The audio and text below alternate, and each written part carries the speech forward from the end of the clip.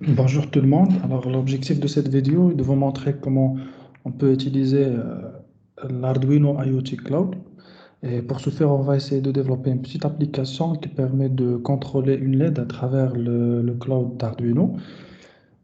Pour ce faire, vous allez vers le site Cloud Arduino et après vous cliquez sur IoT Cloud.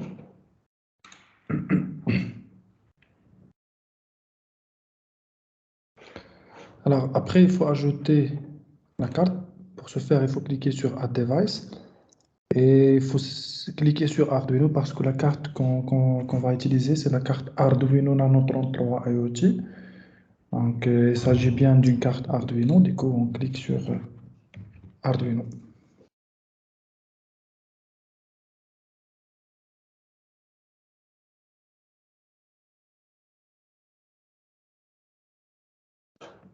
Après, il faut choisir un nom pour la carte. Sinon, vous pouvez laisser le nom proposé par la plateforme.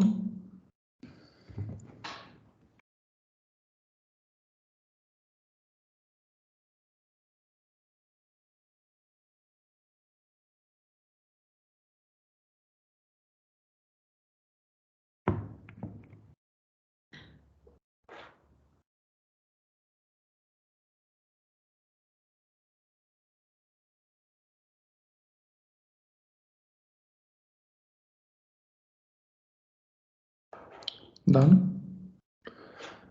Après, vous allez vers Things, Create Thing. La première chose à faire, c'est de créer une variable qu'on va utiliser pour lier le dashboard dans lequel on aura le bouton qui va contrôler la LED et le programme qu'on va utiliser pour contrôler la LED. On peut par exemple donner le nom LED à la variable. Le type, c'est booléen parce qu'on va soit allumer, soit éteindre la LED. Add variable. Après, il faut lier la carte ou associer la carte qu'on va créer avec l'objet. Il faut aussi donner les informations d'un réseau Wi-Fi qu'on peut utiliser pour connecter la carte à l'Internet. Après, on va vers le programme.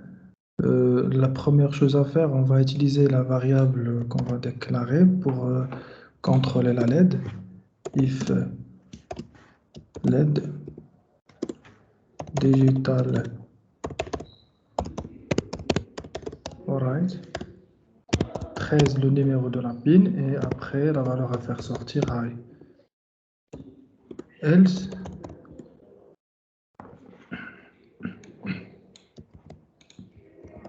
low. Et bien sûr, il faut aussi configurer la pin 13 en mode sortie. Pour ce faire, on va appeler la fonction pin mode. Le premier paramètre, c'est le numéro de la pin et le deuxième paramètre, c'est le mode. Voilà. Alors maintenant, on va passer à la conception de notre petit dashboard dans lequel on aura tout simplement un bouton poussoir ou un switch. Alors, on peut soit utiliser bouton poussoir, soit switch. Après, il faut lier ce bouton poussoir avec la variable qu'on vient de déclarer et d'utiliser dans le code. Done. Alors, l'étape qui reste, c'est tout simplement téléverser le programme vers la carte. La carte, elle est détectée, donc on va commencer le téléversement.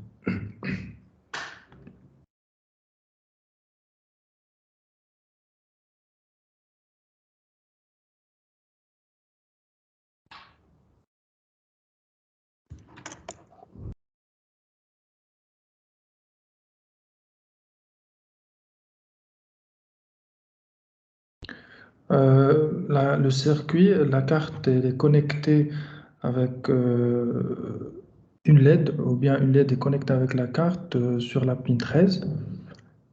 Et après, l'anode, bien sûr, elle est connectée avec la pin 13 et la cathode avec la masse.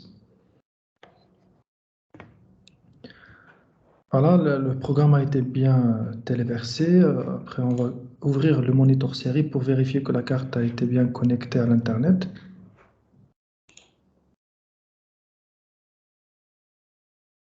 une fois elle est connectée, on peut la contrôler avec notre dashboard.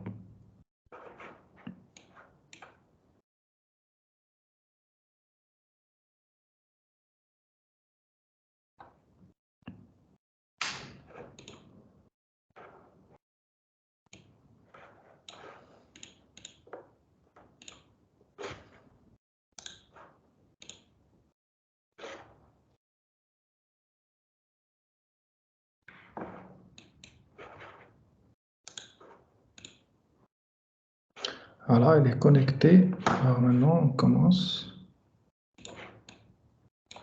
Et voilà, comme vous voyez ici, lorsque je clique sur le bouton, la LED est allumée. Lorsque le bouton n'est pas appuyé, la LED est éteinte.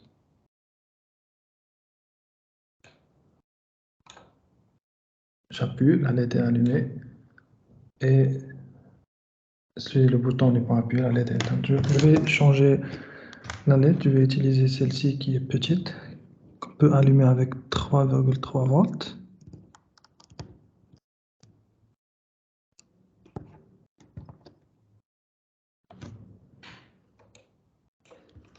Voilà, comme vous voyez ici.